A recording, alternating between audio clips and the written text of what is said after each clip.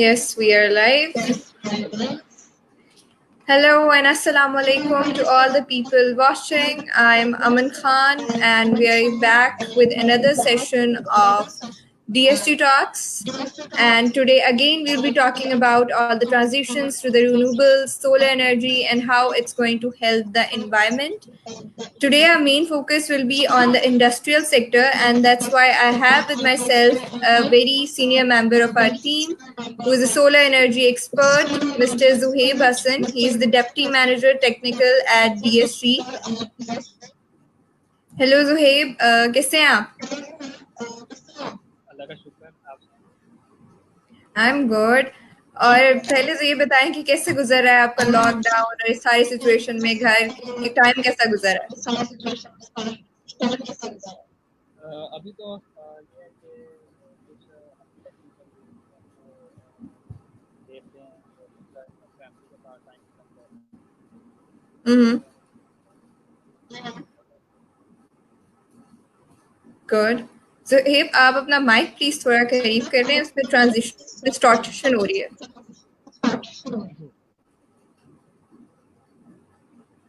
अब आ रही है आवाज? जी, now I can hear you.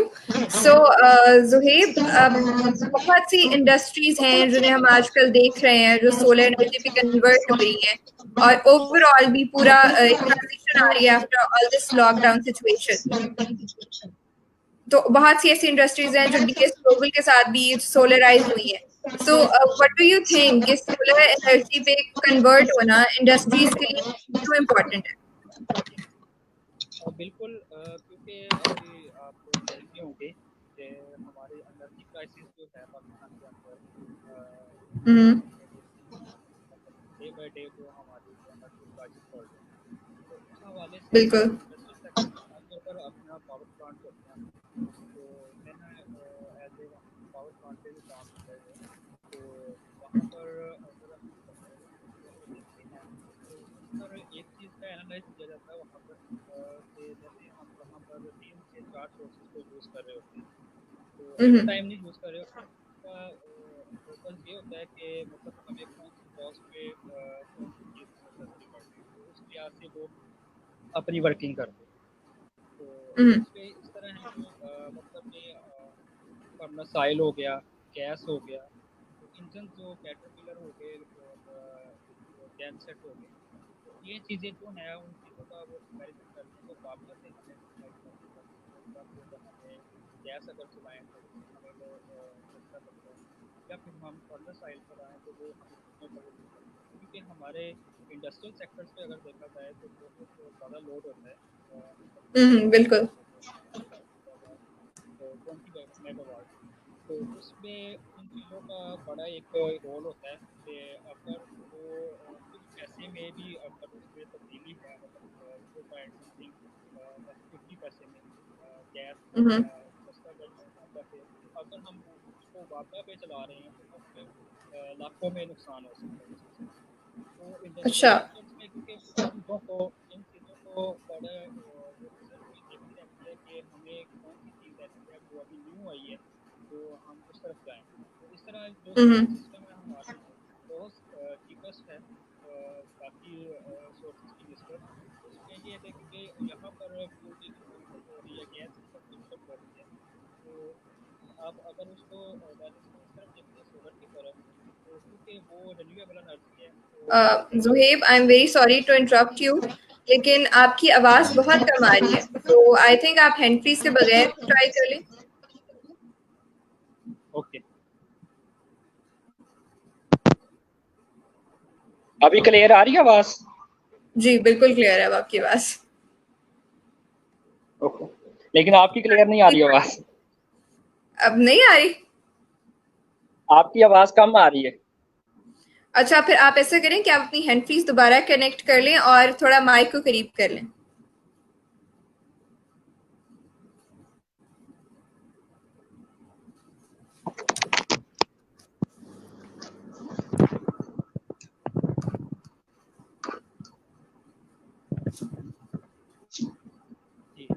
अब क्लियर आ रही है? हाँ जी, बेटर है. आपका हाथ माइक पर आ जाता है तो उसको थोड़ा बस साइड पे कर लें. आई थिंक अच्छा, हम बात कर रहे थे कि इंडस्ट्रियल सेक्टर्स पर इसकी इम्पोर्टेंस क्यों है ज़्यादा। उसकी रीज़न ये है क्योंकि मैंने जैसे ये एक्सप्लेन कर रहा था कि पावर हाउस के अंदर मैं खुद काम कर चुका हूँ वहाँ पर, तो इन चीज़ों का सबका एनालिसिस किया जाता है कि हमें कौन सी सोर्स सस्ती पड़ रही है। हम्म। तो अभी क्योंकि रुझान जो है सोलर की तरफ हर इंडस्ट्रियल सेक्टर का जा रहा है, तो जैसे कि हर इंडस्ट्रीज जो ये चाहती है कि हमें सस्ती वो इलेक्ट्रिसिटी पड़े यूनिट्स का, तो हम्म। वो उनको क्योंकि बहुत ज़्यादा लोड होता है और लोड की वजह से उनकी कंजम्पशन होती है, ज़ाहिर सी बात है।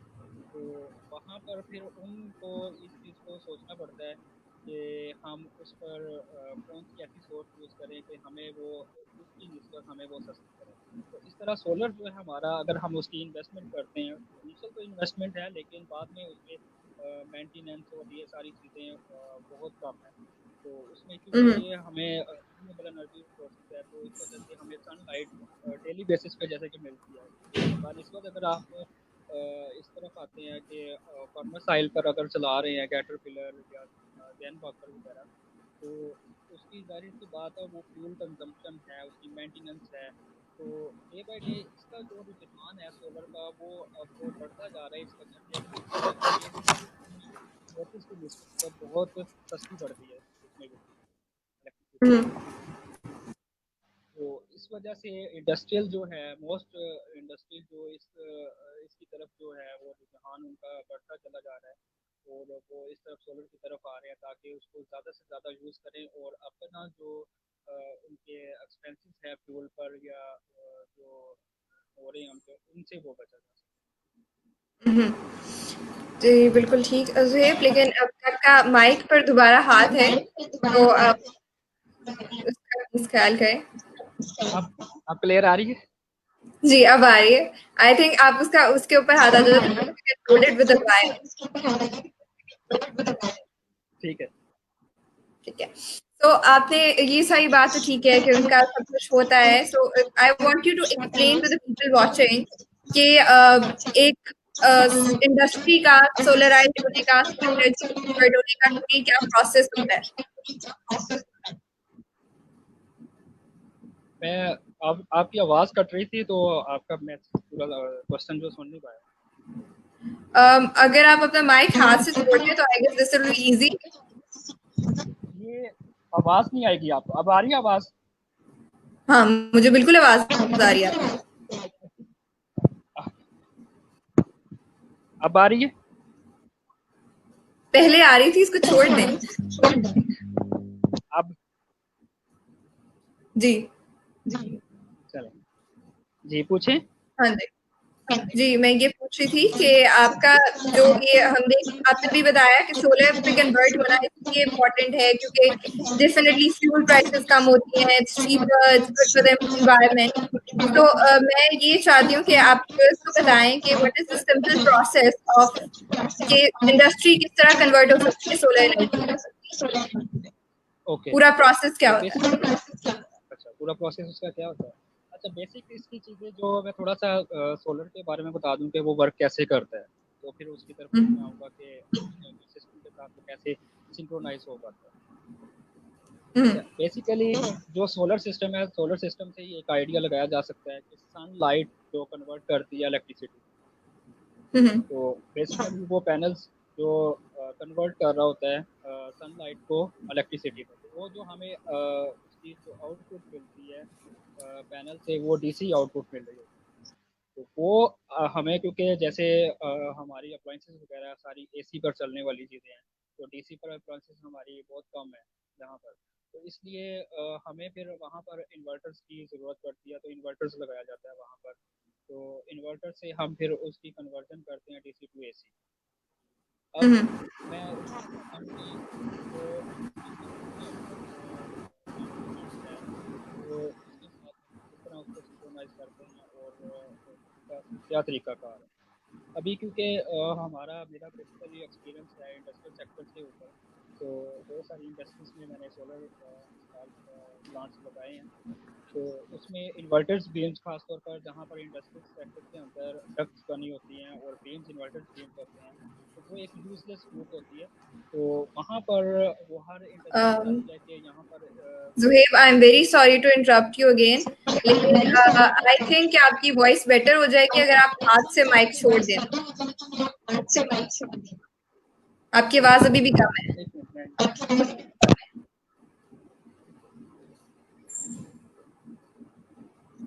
अब आ रही है क्लियर आवाज? जी, अब मुझे आवाज बिल्कुल क्लियर है। आपको मेरी आवाज आ रही है? आ रही है, कम आ रही है लेकिन आ रही है। चलें, आई ट्राई कि मैं थोड़ा ऊंचा बोलूं और you can continue on your answer. ठीक है। अच्छा, मैं इसमें एक्सप्लेन कर रहा था कि इंडस्ट्रियल सेक्टर्स में, क्योंकि मेरा अपना एक ज़ाती एक्सपीरियंस भी है, बहुत मैंने प्लांट्स वगैरह भी लगाए वहाँ पर बिल्कुल। बहुत सारी इंडस्ट्रीज में। तो वहाँ पर बेसिकली जो हर इंडस्ट्रीज चाहती है जो उनकी यूजलेस प्रूफ है, मतलब कि उनकी कोई ना कोई काम आ जाए। तो क्योंकि अभी रुझान जो है सोलर की तरफ हर इंडस्ट्रीज का है, तो वो चाहेगी कि उस इन्वर्टर्स भी को यूज़ करके हम वहाँ पर सोलर सिस्टम लगाएं। तो वो स्पेस उनके पास वो काफ़ी होती है जब वो उस चीज़ को, क्योंकि मेरा उस पर ज़ाती एक एक्सपीरियंस है कि उसमें स्ट्रक्चर के हवाले से और इन्वर्टर्स के हवाले से, सोलर पैनल्स के हवाले से, उसकी डिज़ाइनिंग के हवाले से और इन्वर्टर्स भी से खास तौर पर जो स्ट्रक्चर कस्टमाइज स्ट्रक्चर बनता है उस पर बड़ा ज़बरदस्त वो स्ट्रक्चर बना रहे हैं, सिंगल कॉलम में, डबल 2 कॉलम्स में। और उसमें हमारा हॉट डिप गैल्वेनाइज्ड, जो कि हम बिल्कुल उस पे कॉम्प्रोमाइज़ नहीं करते कि हमारा जो स्ट्रक्चर वो किसी किस्म की उसमें कोई कमी रह जाए।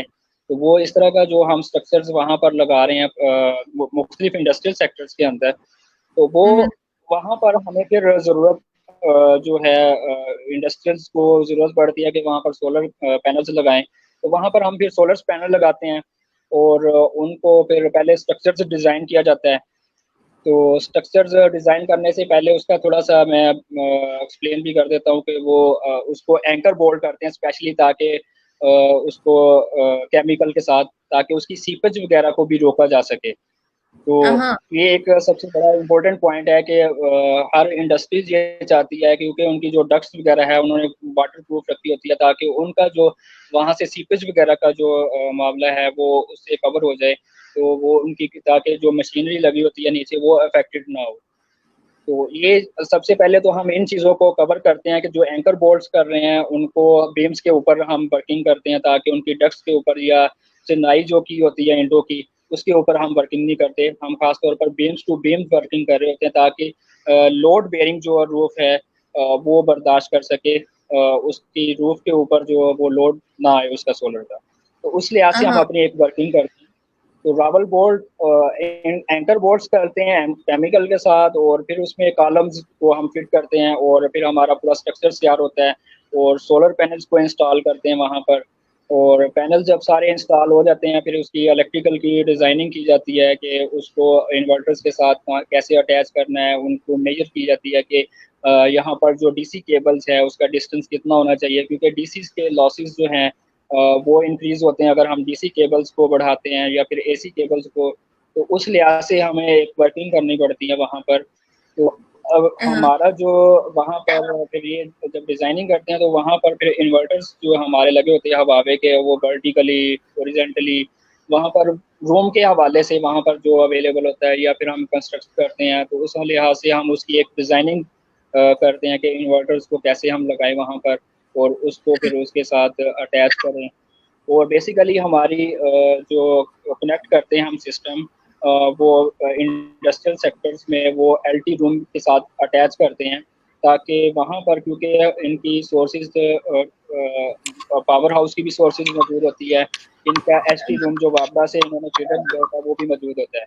तो उस सूरत हाल के अंदर ये होता है कि जो सिस्टम है वो उस एलटी के साथ वो अपनी मर्जी के मुताबिक पावर हाउस के साथ अगर अटैच करना चाहें तो वो पावर हाउस के साथ अटैच कर लेते हैं। अगर वो बापडा उनको लगता है कि जी बापडा वो अभी उनकी निस्बत पावर हाउस की निस्बत वो बेहतर जा रही है, तो वो फिर उसके साथ वो अटैच कर लेते हैं। तो इसमें सोलर जो है हमारा अगर वो पावर हाउस के साथ कनेक्ट होता है तो उनके जाहिर सी बात है पावर हाउस पर लोड कम हो जाता है। तो हमारा जो कनेक्टिविटी है तो लोड उनके इंजन्स पर भी लोड कम होता है, उनकी जो फ्यूल कंजम्पशन है वो कम होती है उनकी, जिस वजह से उनको काफ़ी बेनिफिट होता है इस हवाले से। तो सेकंड उसमें ये है कि वापडा के साथ जब ये सिंक्रोनाइज़ करते हैं तो उसमें जैसे अभी एडीबी से हमारे लाइसेंस भी मौजूद है, जैसे पाकिस्तान के अंदर भी नेट मीटरिंग का लाइसेंस बहुत सारी कंपनीज के पास भी मौजूद है। तो इसी तरह हमारे पास भी इसका लाइसेंस है, तो हम नेट मीटरिंग भी प्रोवाइड कर रहे हैं उनको कि वो बल्कि इंजन्स की तरफ आने की बजाय वो वापडा के साथ सिंक्रोनाइज़ करें और जो सोलर सिस्टम है पीवी प्लांट्स लगा रहे हैं ताकि वो मैक्सिमम उससे वो फ़ायदा उठा सकें।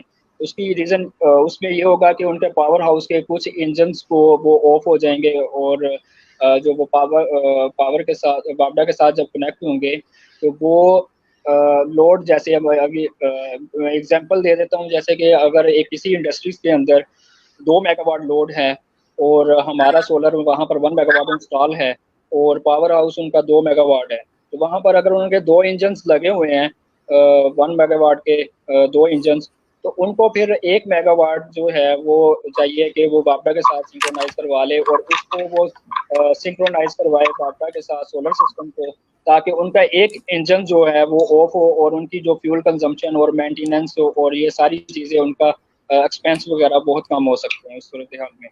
तो इस तरह हमारी एक वर्किंग होती है, हम ज़्यादा से ज़्यादा कोशिश यही करते हैं कि जो इंडस्ट्रियल सेक्टर्स को ये चीज़ें सारी क्लैरिटी देते हैं कि आप इस तरफ आएँ तो आपको ये वाला जो रास्ता वो सही होगा और ये इस तरफ आएँगे तो ये आपको ये वाला सामने फेस करना पड़ेगा।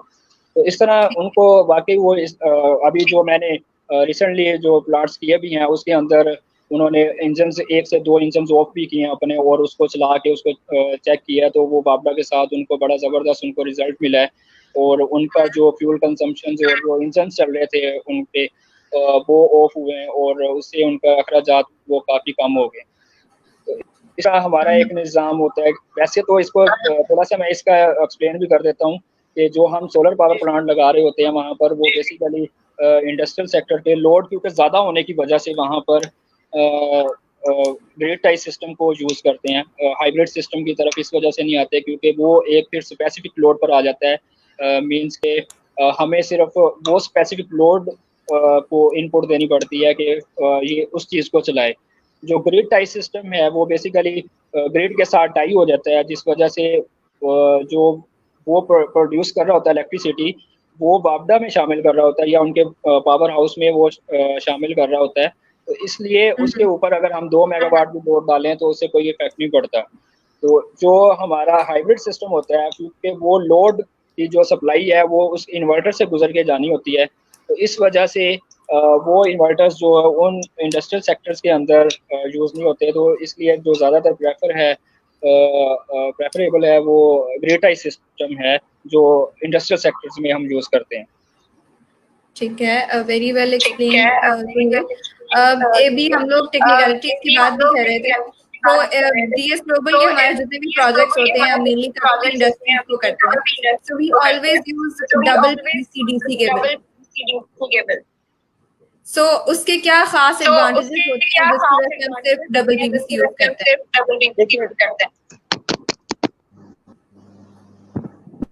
क्वेश्चन दोबारा रिपीट कीजिएगा। ठीक है, क्वेश्चन मैंने स्क्रीन पे भी फ्लैश कर दिया है कि डीएस ग्लोबल के सारे प्रोजेक्ट्स में हम सिर्फ double PVC DC cable use करते हैं। सो उसके क्या ऐसे खास एडवांटेजेस होते हैं जिसकी वजह से उसको प्रेफर किया जाता है?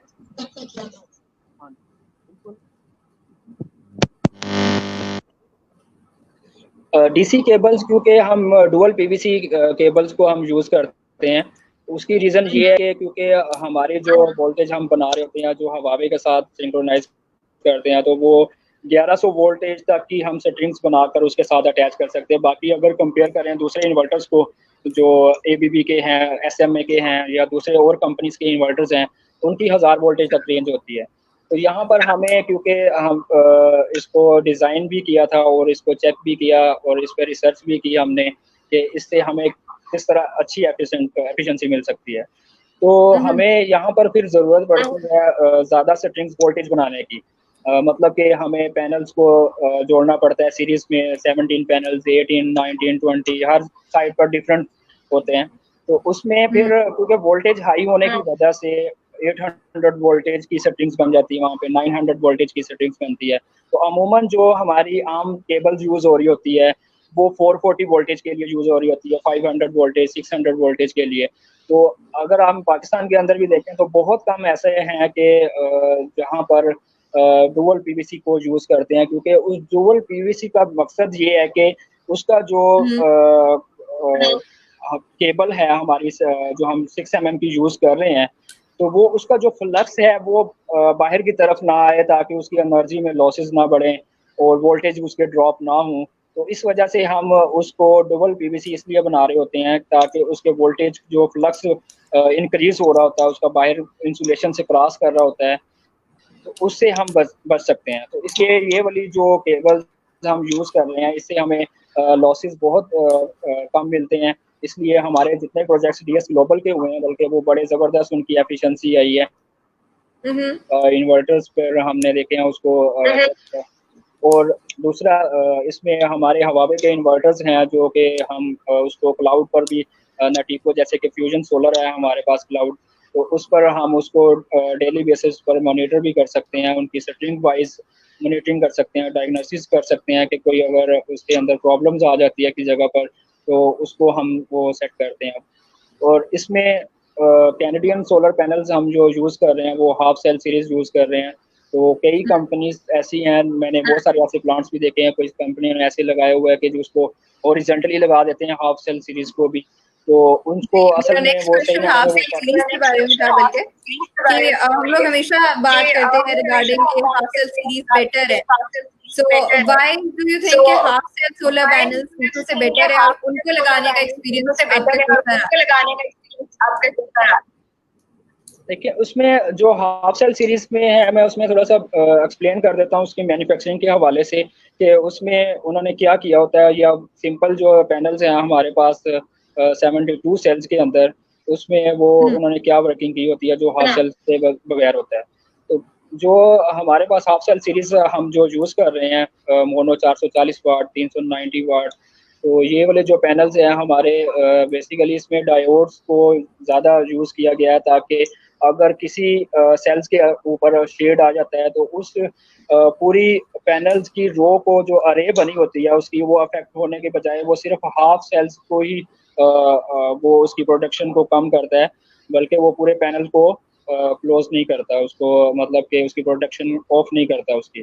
तो जो इसके निस्बत जो सिंपल पैनल्स हैं, अगर उसके ऊपर शेड आ जाता है, तो वो एक अरे बनी होती है और उसमें एक डायोड यूज़ किया होता है उन्होंने, और वो डायोड जो है वो जिस वक़्त उस सेल पे शेड आता है, तो वो पूरी अरे जो है पूरे पैनल्स की बनी होती है सीरीज़ में एक डायोड के साथ ही, तो वो उससे वो पूरी एफिशिएंसी उसकी डाउन हो जाती है। तो इसमें हम जो वर्टिकली लगाने का मकसद ये है कि अगर, क्योंकि जैसे अभी हमारे समर डेज़ में बिल्कुल सन बिल्कुल ऊपर आ जाता है, तो वहाँ पर फिर जो शेड है हमारा उसका, अगर हम 25 डिग्री पर रख रहे हैं या 22 डिग्री पर पैनल्स का एंगल रख रहे हैं, तो वो शेड बैक रो पर नहीं जाता है।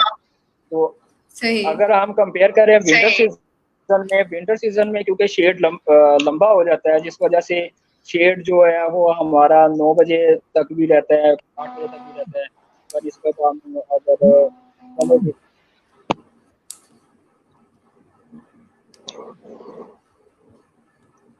तो उसमें जो विंटर्स में है वो शेड हमारा काफ़ी लंबा हो जाता है, जिस वजह से वो शेड जो है पैनल्स पर चला जाता है। तो उस वक्त हमें उस चीज़ का वो फ़ायदा हो रहा होता है कि जो वो पिछली रो पर जो शेड जा रहा है, या किसी रूम्स बना हुआ है, या वहाँ पर कंस्ट्रक्शन या बिल्डिंग ऐसी बनी हुई है कि उसकी हाइट ज़्यादा है, शेड जा रहा है, तो वो पैनल जो है वो सिर्फ हाफ, तो वो ठीक है, तो वो पैनल जो है वो सिर्फ हाफ, तो जो सेल्फ अरे बनी होती है उसकी, वो सिर्फ उतनी प्रोडक्शन को लॉस में करता है, बाकी जो अपनी वो आउटपुट दे रहा होता है, तो हमें उस चीज़ का बड़ा वो बेनिफिट मिलता है। गुड। और दूसरी बात आई थिंक कि स्ट्रक्चर बहुत इम्पोर्टेंट होता है, और अभी आपने बिल्कुल स्टार्ट में स्ट्रक्चर एक्सप्लेन किया। तो हम हमेशा hot dip galvanised structures use करते हैं।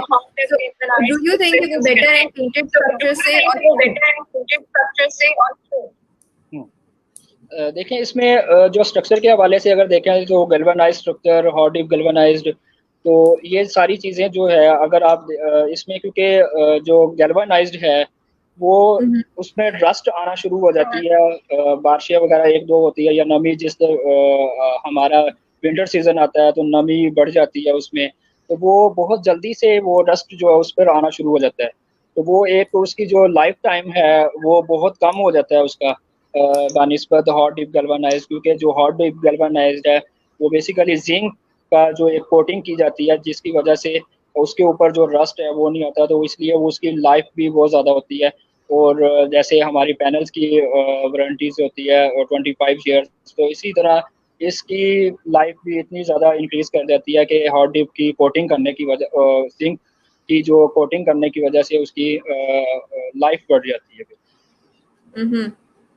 सिंस हम लोग हमेशा सस्टेनेबिलिटी की बात करते हैं और आपने वारंटी की बात की, तो the reason behind using hot dip galvanised is कि वो ज्यादा ड्यूरेबल होगा। तो मूविंग ऑन के also provide online monitoring like Netiko, Huawei, and then, so what are the benefits of online monitoring of solar power plants, especially in the industrial sector? हाँ बिल्कुल, इसकी ज़रूरत हमें बहुत ज़्यादा है, क्योंकि जब मैंने स्टार्ट किया था तकरीबन कोई 5 से 6 साल पहले, तो उस वक्त हमें इन्वर्टर्स जो है वो देखते थे, तो उस वक्त हमें कोई मॉनिटरिंग के लिए कोई उसका नज़र नहीं आता था कि कोई इस तरह की कोई एक्टिविटीज़ है उसमें, ताकि हम अपने मोबाइल से उसको डायरेक्टली मॉनिटर कर पाएँ कि वो क्या कर रहा है, लोड मैनेजमेंट के हवाले से उसमें कितनी आउटपुट दे रहा है, और क्या वो हमारे सिस्टम्स में जो आउटपुट प्रोड्यूस कर रहा है वो सोलर वो हमें फ़ायदा मिल रहा है या नहीं मिल रहा है। तो उससे हमें ये फ़ायदा मिल रहा है कि जो हमें मॉनिटरिंग के लिए जो क्लाउड पर हम जा रहे हैं, तो उससे हमें फ़ायदा ये मिलता है कि हम डेली बेसिस पे उसको मॉनिटर कर पा रहे हैं कि वो कितने यूनिट जनरेट कर रहा है और वो कितनी पावर उसकी चल रही है। आवाज़ आ रही है? जी जी बिल्कुल। वो मॉनिटरिंग जो है हमारी, क्योंकि क्लाउड पर जो हमारे है, जैसे मैंने बताया था नेटिको है, फ्यूजन सोलर है, और हमारे जैसे कि उसमें हम गुडवी के इन्वर्टर्स हैं हमारे पास, और सोलिस के हैं, उसकी पोर्टल्स हैं हमारे पास। तो हर एक का जो सेपरेटली हम उसको मॉनिटर कर रहे हैं डेली बेसिस पर।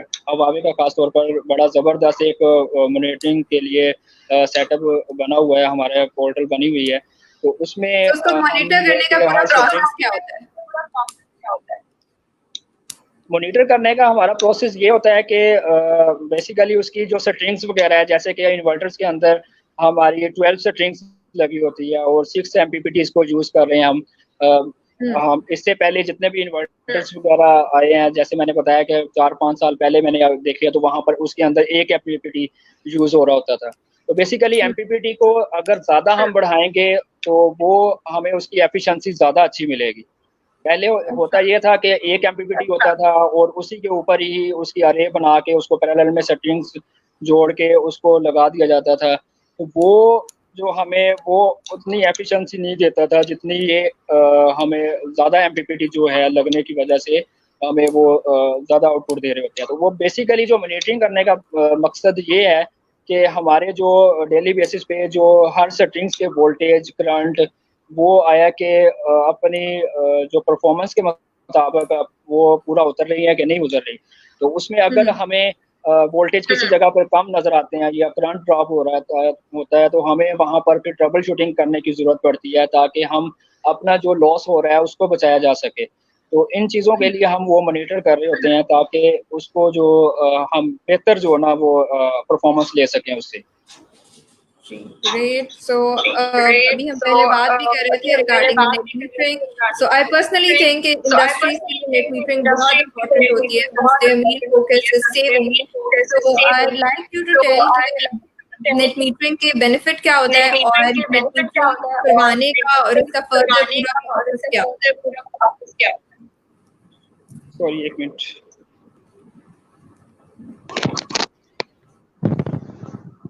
कीजिएगा जी जी नेट मीटिंग के हवाले से पूछ रही हैं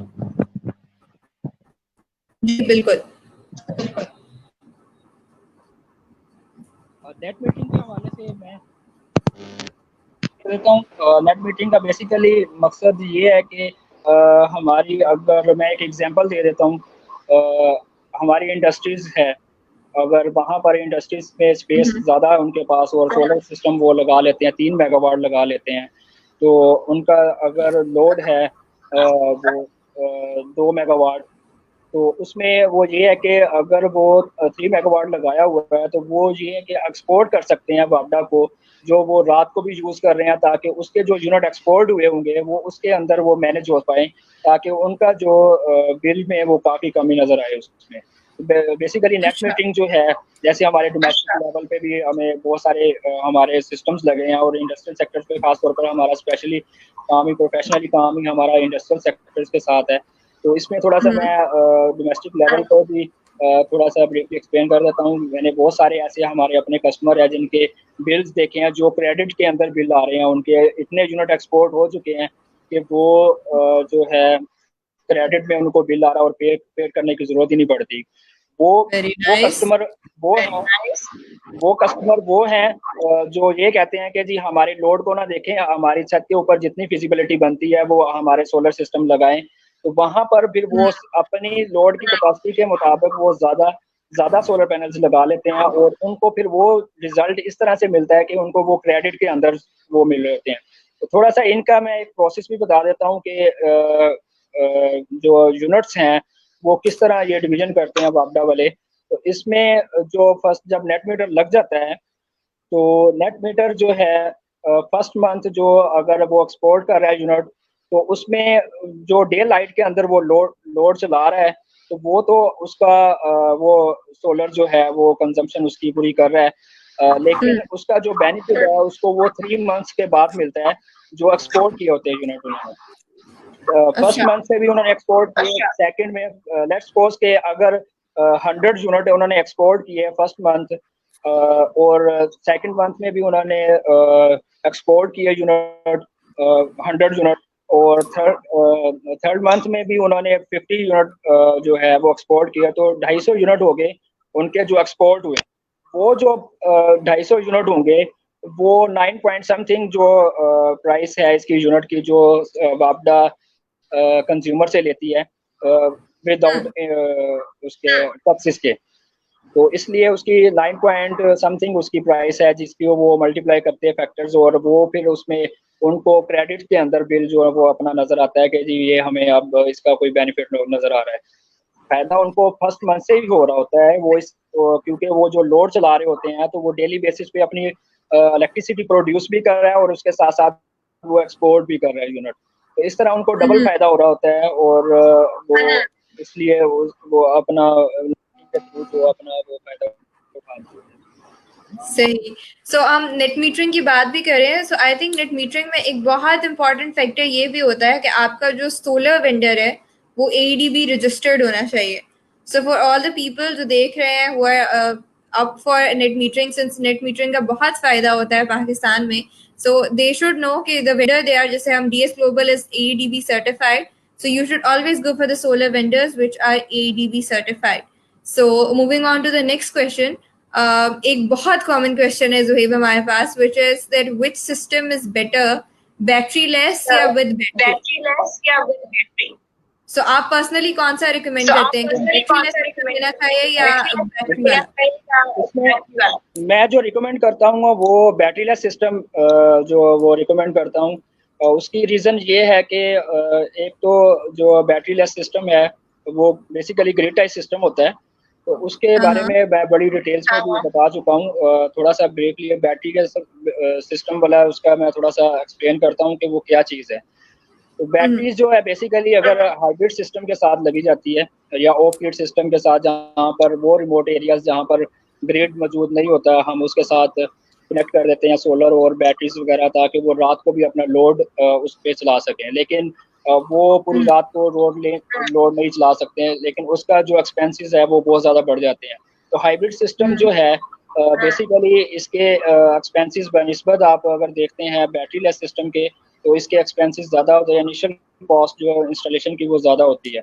सेकंड, इसके अंदर जो नुकसानात है वो ये है कि बैटरी आप चाहे जितनी मर्जी अच्छी ले लें, चाहे वो फ्लडेड बैटरी हो, चाहे वो ट्यूबलर बैटरी हो, चाहे वो ड्राई बैटरी हो, हमारा क्योंकि टेम्परेचर यहाँ का पाकिस्तान इन्वायरमेंट के मुताबिक अगर देखते हैं तो टेम्परेचर वो मेंटेन नहीं रहता। टेम्परेचर हमारा 50 डिग्री सेंटीग्रेड तक भी चला जाता है, 45 40 इस तरह रहता है। तो जो बैटरी का जब वो चार्ज हो रही होती है उस दौरान उसका टेम्परेचर बहुत ज़्यादा हाई हो जाता है। तो उस इन्वायरमेंटल टेम्परेचर की वजह से भी उसका मज़ीद टेम्परेचर बढ़ता है, जिस वजह से उसके सेल्स जो है वो इफेक्टेड होते हैं। तो वो इसकी जो वारंटीज वगैरह है वो तो 6 मंथ की होती है, लेकिन कुछ लोग ऐसे हैं वो ये कहते हैं जी हमें ड्राई बैटरीज लगा दें वहाँ पर, और वो लाइफ टाइम उसका ज़्यादा, लेकिन उसका जो रिजल्ट मिल रहा होता है उनको वो 1.5 साल के बाद वो डेड भी हो जाती है। फिर उनकी कॉस्ट भी इतनी ज़्यादा होती है जो उनको 1.5 साल के बाद वो बेयर भी करनी पड़ती है, उनको वो रिप्लेस करवानी पड़ती है बैटरीज। तो वो हाइब्रिड सिस्टम्स के अंदर क्योंकि 3 सोर्सेज मौजूद होती है एट अ टाइम, जो उसको स्विच भी कर रही होती है, बार बार रिलेज को ऑपरेट कर रही होती है। अगर एक सप्लाई चली गई तो दूसरी ऑन हो गई। जो उसको प्रेफर किया होता है कि हमने फर्स्ट जो सोलर रखनी है, सेकंड को बैटरी रखना है, या थर्ड को वापडा रखना है, तो उसमें स्विचिंग का काम बहुत ज़्यादा हो रहा होता है, जिस वजह से इन्वर्टर्स के अंदर फॉल्ट बहुत ज़्यादा क्रिएट होते हैं। एक उसके अंदर ये वाली रीज़न है। जो बैटरी लेस सिस्टम है, क्योंकि वो जिस तरह इलेक्ट्रिसिटी प्रोड्यूस की है, मैंने बताया था कि जो सोलर पैनल्स है वो डायरेक्ट सनलाइट को कन्वर्ट कर रहा होता है डीसी में। तो और डीसी जो है वो हमारे इन्वर्टर्स एमपीपीटी में जाती है। जो एमपीपीटी बेसिकली वो काम ये कर रही होती है कि अगर हमारे वोल्टेज इंक्रीज हो रहे हैं तो वो उसके करंट की मिकदार को बढ़ाते हैं बजाय उसको ज़ाया करने के या वेस्ट करने के। और वो फिर फर्दर जो है वो इन्वर्टर्स को सप्लाई जाती है डीसी, जो कंट्रोल भी कर रही होती है कंट्रोलर को, और कंट्रोलर कंट्रोल कर रहा होता है उसको, और वो कन्वर्ट कर दिया एसी में, डीसी को एसी में कन्वर्ट कर रहा होता है, जिससे हमें वो बड़ा ज़बरदस्त रिजल्ट मिलता है उसका, और बड़े लाइफ टाइम उसका होता है। तो इसलिए इसके अंदर जो स्विचिंग का काम है वो बहुत कम होता है, जिस वजह से इसके अंदर फॉल्ट जो है, जैसे अभी हवावे के हम यूज़ कर रहे हैं, तो हवावे के अंदर हमारे इन्वर्टर्स बड़े ज़बरदस्त चल रहे हैं, क्योंकि उसके अंदर 6 एमपीपीटीज हम यूज़ कर रहे हैं। अगर हम कोई और इन्वर्टर्स यूज़ करते हैं जिसका सिंगल एमपीपीटी है, तो उसमें उसकी रीज़न ये होगी कि अगर एक सेटिंग्स पे प्रॉब्लम्स आ जाती है या कोई मसला बन जाता है तो पूरा इन्वर्टर ऑफ होगा, तो तब उसका वो रेक्टिफाई किया जा सकता है। अब इसमें हमारे पास जो 6 एमपीपीटीज में है इन्वर्टर हवावे का, उसमें अगर एक एमपीपीटीज के ऊपर या एक सेटिंग्स के ऊपर कोई प्रॉब्लम्स आ जाती है, तो वहाँ पर हमें फिर वो ट्रेस करना आसान भी है, क्योंकि उसकी हम डेली बेसिस पे जो मॉनिटरिंग की कर रहे होते हैं, तो हर सेटिंग्स का हमें आइडिया हो जाता है कि ये वाली सेटिंग्स के अंदर प्रॉब्लम है। तो वहाँ पर वो सेटिंग्स जो है उसको हम रेक्टिफाई भी किया जा सकता है। और दूसरा, एनर्जी जो हमारी ज़ाया होनी थी पूरे इन्वर्टर की, वो हम उसको बचा सकते हैं, इस लिहाज से कि हमारे 5 एमपीपीटीज वो काम कर रहे होंगे और 1 एमपीपीटीज हमारा इफेक्टेड होगा उसमें। बिल्कुल।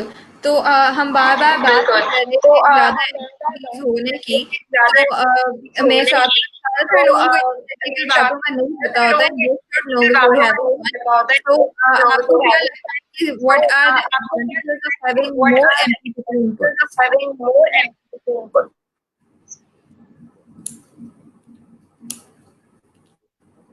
कि अगर इन्वर्टर में हम ज़्यादा बिल्कुल देखें, मैं उसी एमपीपीटी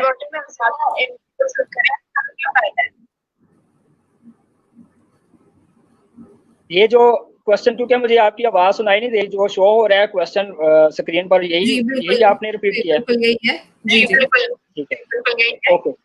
अच्छा, इसमें जो मोर एमपीपीटीज हम यूज़ कर रहे हैं, मैंने अभी बताया कि अगर हम ज़्यादा एमपीपीटीज यूज़ करते हैं तो उसमें हमारे पास क्योंकि वोल्टेज की जो हम सेटिंग्स वोल्टेज बना रहे होते हैं सेटिंग्स के, तो वो एमपीपीटी को रेंज को देखते हुए हम बना रहे होते हैं कि एमपीपीटी की रेंज क्या है, ताकि हमें उससे एक अच्छी एफिशिएंसी मिल सके कि हम उसकी रेटेड वैल्यू तक कहाँ तक लेके जा रहे हैं, ताकि हमें उससे करंट जो है वो एमपीपीटी जो उसका मकसद, जिस मकसद के लिए वो बनाया गया है, ताकि वो एमपीपीटी काम करे और हमें करंट जो है वो मैक्सिमम दे। जैसे हम वोल्टेज को इंक्रीज कर रहे होते हैं, तो समटाइम्स ऐसा होता है कि हम वोल्टेज इतने इंक्रीज कर देते हैं, वो हमें लॉस में जा रहा होता है एमपीपीटी, क्योंकि उसकी वो हीट की वजह से लॉसेज और उसके इंटरनली प्रॉब्लम्स की वजह से फिर वो इफेक्टेड करता है। तो इन चीज़ों को सारा हमें देखना पड़ता है। और मोर एमपीपीटीज का एक और फायदा ये है कि मतलब कि मैंने अभी बात की थी पिछले टॉपिक में ही, कि उसमें जो है जैसे हमारे 6 एमपीपीटी है, तो एक सेटिंग्स के ऊपर अगर कोई प्रॉब्लम्स आ जाती है हमारे पास, तो हमारे एटलीस्ट जो 5 एमपीपीटीज है वो अपनी आउटपुट दे रहे होते हैं। तो एक एमपीपीटीज अगर कोई प्रॉब्लम्स आती है तो वो हम उसको रेक्टिफाई कर सकते हैं चलते हुए। इन्वर्टर्स जो चल रहा होता है अपनी आउटपुट दे रहा होता है, और हम उस जो इफेक्टेड होती है सेटिंग्स, उस पर हम काम करके उसको रेक्टिफाई कर सकते हैं। तो ये एक उसका बहुत बड़ा बेनिफिट है। अगर हम कंपेयर करें 1 एमपीपीटी या 2 एमपीपीटी, तो उसमें अगर हम 60 किलोवाट का इन्वर्टर यूज कर रहे हैं 6 एमपीपीटी के लिए, और 60 किलोवाट का हम 2 एमपीपीटी के लिए यूज कर रहे हैं, तो उसमें हमें 1 एमपीपीटी के ऊपर एक सेटिंग्स का अगर प्रॉब्लम्स आता है, तो उसमें हमें 30 किलोवाट की आउटपुट वो हमारी जाया जाएगी। आप इसको अगर देखते हैं 6 एमपीपीटी को, तो 6 एमपीपीटी का मतलब अगर 60 किलोवाट है तो 10 किलोवाट की 1 एमपीपीटी हुई, तो हमारी 1 एमपीपीटी पे एक सेटिंग्स अफेक्टेड हुई तो 10 किलोवाट हमारी वेस्ट हो रही है। तो इस तरह हम 20 किलोवाट वो सेव कर रहे हैं।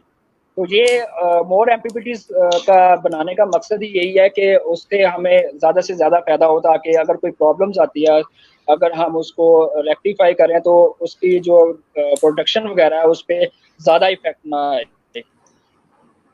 सही। So another technical question कि we always prefer हवावे तो रीजन क्या है हवावे को प्रेफर करने की?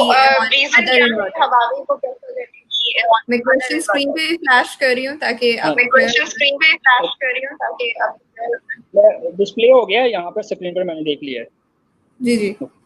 अच्छा, इसको प्रेफर करने का मकसद ये है कि एक तो इसकी एफिशिएंसी अगर हम देखते हैं दूसरे इन्वर्टर्स की निस्बत, तो इसकी एफिशिएंसी दूसरे इन्वर्टर्स की निस्बत बहुत बेस्ट है। वो उसकी रीज़न ये है कि एमपीपीटी ज़्यादा होने की वजह से इसमें है, और इसमें जो रिलेस हैं और कैपेसिटर्स हैं और एसी फिल्ट्रेशन बोर्ड जो लगा हुआ है, क्योंकि इसको मैंने बड़ा डीपली स्टडी भी किया है इसको, उसके पार्ट्स को भी।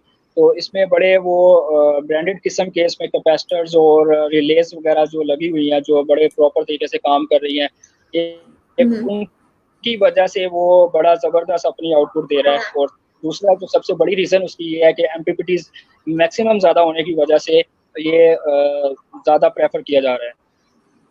सही। हमने काफी टेक्निकल बातें भी कर ली है। तो यूजुअली आप टेक्निकल डिपार्टमेंट लीड करते हैं, तो आई लाइक टू सी कि आप बताएं कितना मुश्किल होता है साइट और साइट कुछ डील करना, टीम को हैंडल करना।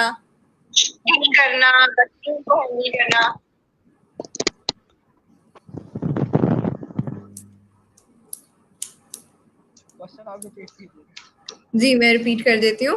मैं ये कह रही थी कि ज़ुहैब, आप ज़्यादातर टाइम साइट्स पर होते हैं और हमारी इसी तरह सारी वर्किंग चल रही होती है, क्योंकि आप टेक्निकल डिपार्टमेंट को लीड कर रहे होते हैं। कितना मुश्किल होता है साइट पर रहना, काम करना, सब कुछ मैनेज करना? कैसा एक्सपीरियंस रहा है आपका?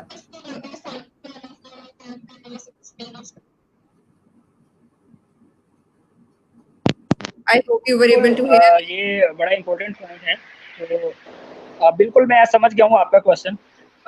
बड़ा एक इम्पोर्टेंट पॉइंट है आपका ये वाला, कि साइट पर जो वहाँ पर मैनेज करना सबसे बड़ी इम्पोर्टेंट चीज़ है ये वाली है, कि वहाँ पर क्योंकि अभी जैसे रमज़ान है तो हमारा साइट पर भी काम चल रहा है, 1.1 मेगावाट हम कर रहे हैं, तो बड़ा ज़बरदस्त वहाँ पर। और रमज़ान भी है, लड़कों ने रोज़े भी रखे हुए हैं, उनके साथ मिलकर काम करना, उनकी हौसला अफजाई करनी, ताकि वो जो है इस चीज़ को जो अपना काम समझ के वो काम करें, ताकि वो उसको पाया तकमील तक पहुँचाएँ।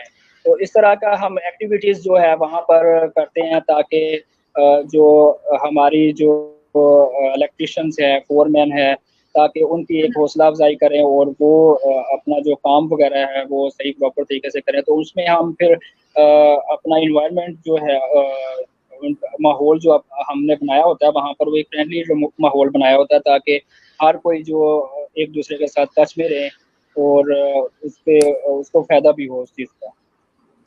वेरी नाइस ज़ुहैब, हम हमेशा बहुत अप्रिशिएट करते हैं आपकी क्वालिटीज़ को। और since now we are almost wrapping up the conversation, तो हमारे मेन आज फोकस क्योंकि इंडस्ट्रीज था, सो बहुत सी ऐसी इंडस्ट्रीज हैं जो सोलर एनर्जी पे कन्वर्ट हुई हैं with DS global. So I like you to give few examples, जैसे कि एमटीएम हो गया, एमएसएम हो गया, कि किस तरह हमारा एक्सपीरियंस रहा उनके साथ और फर्दर अब उन्हें क्या क्या फायदा हो रहा है by converting to solar energy there बिल्कुल। डेली। एमटीएम पर 616 किलोवाट प्रोजेक्ट किया था, तो वहाँ पर महमूद ग्रुप ने उसको देखा है, वहाँ पर बड़ा डीपली उसको देखा कि ये हमें इससे बेनिफिट मिलता है कि नहीं मिलता। बल्कि उनको जब हमने प्लान शुरू किया था तो उस वक्त भी उनके जहन में ये था क्वेश्चन कि ये शायद हमारे इंजन्स को जो है वो चल रहे हैं तो हमें उससे कोई बेनिफिट नहीं मिल रहा। तो उनको लाइव ये चीज़ें हमने दिखाई कि प्लांट्स को जब हमने रनिंग में लेके आए और हमारा जो प्लांट्स जिस वक्त आउटपुट दिया तो उसका जो इंजन्स हैं तो वो ये समझते थे कि इनके ऊपर वो लोड में कमी नहीं आएगी। तो जब वो देखा उन्होंने तो उनके तकरीबन एक से एक इंजन की जो है लोड उनका जो काफ़ी कम हो गया। तो उनको फिर ऐसा लगा कि ये वाकई बड़ा ज़बरदस्त सिस्टम है, जिस वजह से हमें इसको मज़ीद एक्सटेंड करने की भी ज़रूरत है ताकि हम इसको वापडा के साथ भी सिंक्रोनाइज़ करें और उससे भी हमें उससे बेनिफिट मिले ताकि वो नेट मीटरिंग के साथ साथ, क्योंकि अब हर इंडस्ट्री चाह रही है कि वो नेट मीटरिंग का भी फ़ायदा ले। जैसे मैंने अभी नेट मीटरिंग के हवाले से ब्रीफली एक्सप्लेन भी किया था कि उससे कैसे वो बेनिफिट ले सकते हैं। तो इस तरह जो महमूद ग्रुप है तो यहाँ पर उन्होंने अपना देखा है कि यूनिट्स को देखा है कि वो यूनिट्स किस तरह जनरेट कर रहा है। तो वो यूनिट्स को देखते हुए और अपना जो एक्चुअल के अंदर जो वो पावर प्लांट्स के अंदर यूज़ कर रहे उनकी जो कंजप्शन हो रही है लोड की तरफ, उसको जब कंपैरिजन किया तो उनको मंथ के एंड पे बहुत बड़ा डिफरेंस नज़र आया, जिस वजह से वो महमूद ग्रुप जो है अपनी दूसरी इंडस्ट्रीज़ की तरफ उसने मूव किया। अब 1.1 मेगावाट कर रहे हैं। एक और हमारा प्रोजेक्ट जो है अभी एक कमीशन हो गया हमारा 1.1 मेगावाट, और एक 1.1 मेगावाट हम जो है वो इंस्टॉल कर रहे हैं, तकरीबन हाफ इंस्टॉल हो चुका हुआ है और इंशाल्लाह आगे भी मज़ीद हमारे प्रोजेक्ट्स हैं जो इसी चीज़ पर हम इसको कर रहे हैं। ख़ासतौर पर ये महमूद ग्रुप की बात कर रहा हूँ, बाकी मुख्तलिफ इंडस्ट्रीज़ के अंदर हमारे प्रोजेक्ट्स जो है वो बड़े ज़बरदस्त हुए हैं। इलाही राइस मिल की बात करूँ तो वो बड़ा ज़बरदस्त प्लांट हुआ है और वहाँ पर बड़ी अच्छी वर्किंग मिली है, और बल्कि वहाँ से जो इलाही राइस मिल से जो रिज़ल्ट मिला, बाकी जो इलाही राइस मिलें हैं वो भी हमारी तरफ मूव कर रही हैं। वो इसी वजह से क्योंकि उनको रिज़ल्ट सामने नज़र आ रहे हैं कि वो कैसा रिज़ल्ट है। जी, और एक बहुत बड़ा और मेजर नेम सेंचुरी है। Century, then Hallmore, they all have been moving to solar energy with us. अच्छा Zuhaib, century since live session तो हमारे पास क्वेश्चंस भी आ रहे हैं। So there's a question from Mr. Amir Chaudhary, and he is saying that which brand do you prefer in solar panels?